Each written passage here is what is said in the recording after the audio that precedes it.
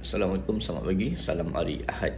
Berapa bulan ni? 19 Oktober 2025. Pagi ni saya nak berkongsi dengan tuan-puan kepada semualah, sama ada yang bujang ke, sama ada yang telah berkahwin ke, kanak-kanak remaja ke yang dengar video ni. Mohon untuk dengar dengan teliti berkaitan dengan dosa ni ialah kita belajar di sekolah. Dosa ni ada dosa kecil, ada dosa besar.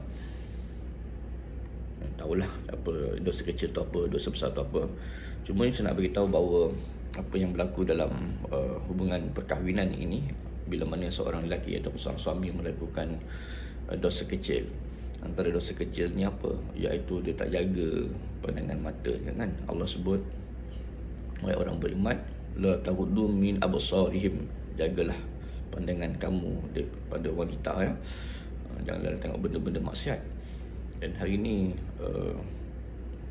kita berdepan, saya berdepan ataupun berjumpa lah dengan isu berkaitan dengan seorang ini, dia melihat maksiat daripada maksiat kecil itu.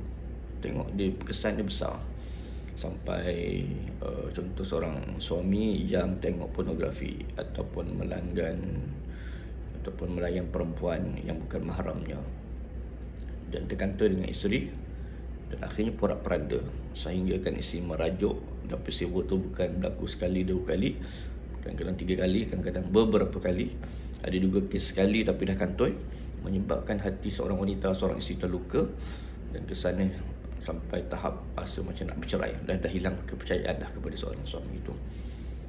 Apa yang lebih kesalnya adalah ada anak, ada seorang anak, ada 2 anak, ada 3 anak, 4 anak. Dan kesan perceraian itu akan menyebabkan sangat teruk lah kepada anak-anak ini. Kalau keputusan itu dibuat untuk berpisah, tengok, maksudnya daripada dosa yang kecil hanya kerana tengok benda seksual, habis merosakkan dari sistem kepercayaan suami dan isteri, merosakkan hubungan antara seorang anak dengan ayah dan ibu itu tadi. Itu baru cerita bab melakukan dosa kecil yang dipandang ringan. Tambah lagi pula tak jaga solat. Ada juga yang minum arak dan sebagainya. Maka akhirnya porak-poranda hidup keluarga dan masyarakat pada hari ini.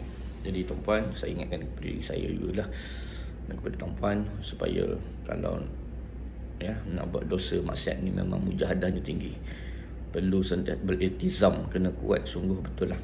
Jadi apa caranya adalah, kalau tuan-puan ni memang jenis suka social media, Facebook ke, Telegram ke, ataupun apa-apa apps yang kata yang menggalakkan, yang menyumbang kepada tuan-puan untuk melakukan maksiat itu, maka caranya adalah sign out lah, left lah daripada grup tersebut, ataupun left lah daripada account tersebut.